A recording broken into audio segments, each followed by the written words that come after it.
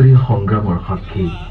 তথাপিও সকলো অন্যায়, অবিচাৰ, শোষণ, অত্যাচাৰ দেখিও বুঢ়ালৈত আজিও নিমাত নিৰ্বিকাৰ।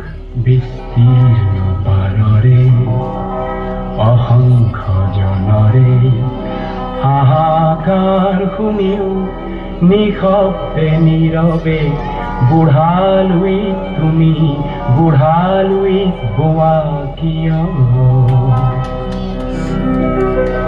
বিস্তীৰ্ণ পাৰৰে অসংখ্য জনৰে হাহাকাৰ শুনিও নিশব্দে নীৰৱে বুঢ়ালৈ তুমি বুঢ়ালৈ গোৱা কিয়?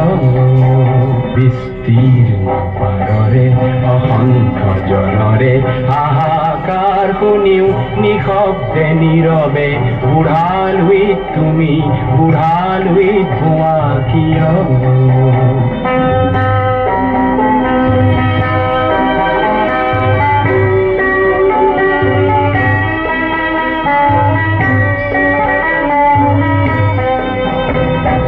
নৈতিকতাৰ স্খলন দেখিও মানৱতাৰ পতন দেখিও নিৰ্লজ্জ অলস ভাৱে ভুৱা কিয়?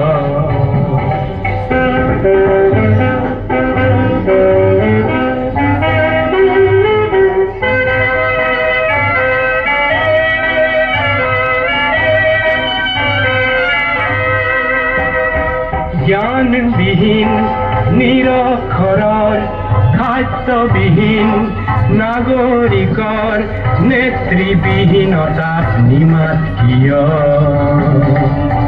সহস্ৰ বাৰিষাৰ উন্মাদনাৰ অভিজ্ঞতাৰে পংগু মানৱক সবল সংগ্ৰামী আৰু অগ্ৰগামী কৰি নতোলা কিয়?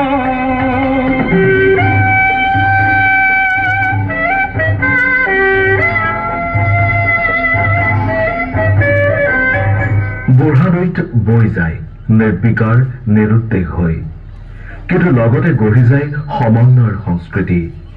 বিস্তৃত বিশাল দুবাহুৰে আঁকোৱালি লয় এক বৃহত্তম অসমীয়া জাতি।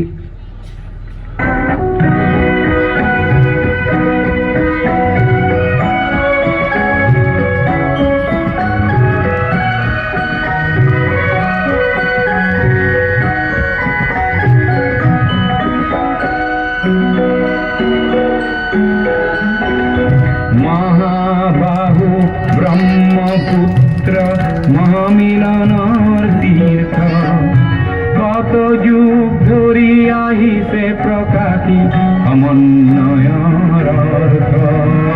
মহাবাহু ব্ৰহ্মপুত্ৰ মহামিলনৰ তীৰ্থ কত যুগ ধৰি আহিছে প্ৰকাশী সমন্বয়ৰ অৰ্থ।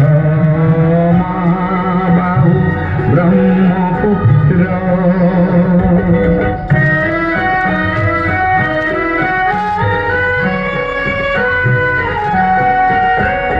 সুদূৰ কন্ন কুবজৰে পৰা বৰভূঞা আহিছিলে, এই বংশতে শংকৰ দেৱ ইয়াতে জনমিলে।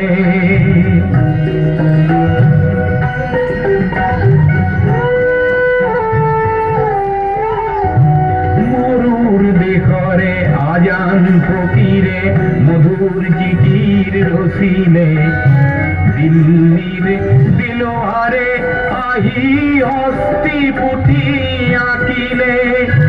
পঞ্চ নদীর তেগ বাহাদুরে ধর্মর কিছু গঢ়িলে, সমন্বয়ৰ দেখুৱালে কত প্ৰকাশত স্ফূৰ্ত। হঠাৎ স্তব্ধ হৈ গল। বুঢ়ালৈতক প্ৰশ্ন কৰা, সমন্বয়ৰ গীতেৰে সমাজ গঢ়া সেই উদ্যত্ত কণ্ঠ আজি নিৰ্বাক, নিতান, নিস্তব্ধ।